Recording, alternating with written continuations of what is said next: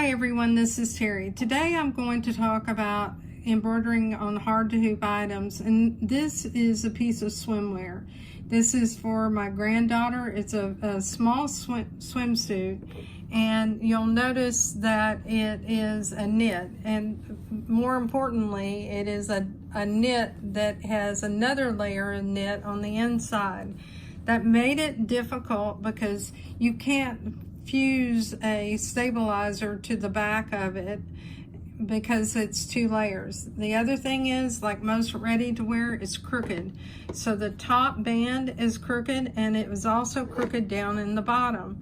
Now it's a very well made swimsuit. It's just that when you're talking about production, that's one of the things that happens quite often.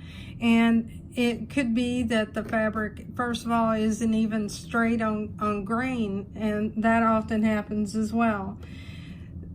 What I chose to do is to pin it to the hoop only long enough to sew out the basting box and start sewing. And I have to be careful with pins because these right now are in the way of the embroidery. That wouldn't work. You need to move these so that they're positioned somewhere, that they're out of the embroidery area, but they're secure enough to hold everything in place. The other thing you have to contend with are these little straps, and you can see what I did is I pinned them outside the hoop because this is the only way that I could get this to sew out. I floated a piece of tearaway stabilizer. This is a piece I used underneath the hoop as I sewed this out. And then I used a water-soluble topping that is called aquafilm, and I used that because this is like a seersucker. So I wanted to make sure that my embroidery stood proud. Now let's look at some of the things we have on our machine that helped us out.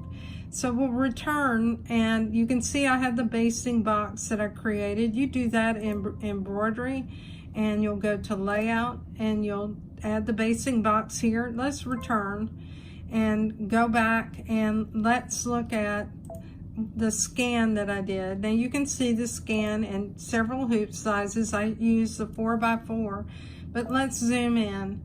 The first thing you can see, I had to remove this pin right here because my basting box would go right over it. So using the camera helps.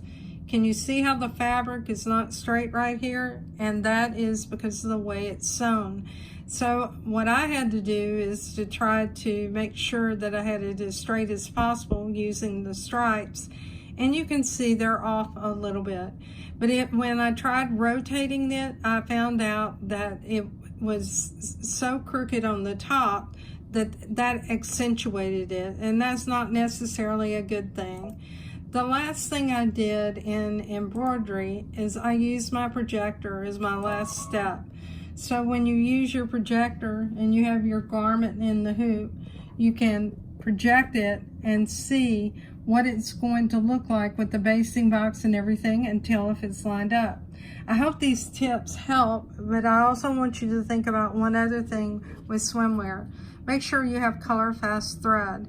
Some threads, like older rayons, were not color fast, and particularly with any bleaches like chlorine bleach. The isocord thread does well and performs well with swimwear.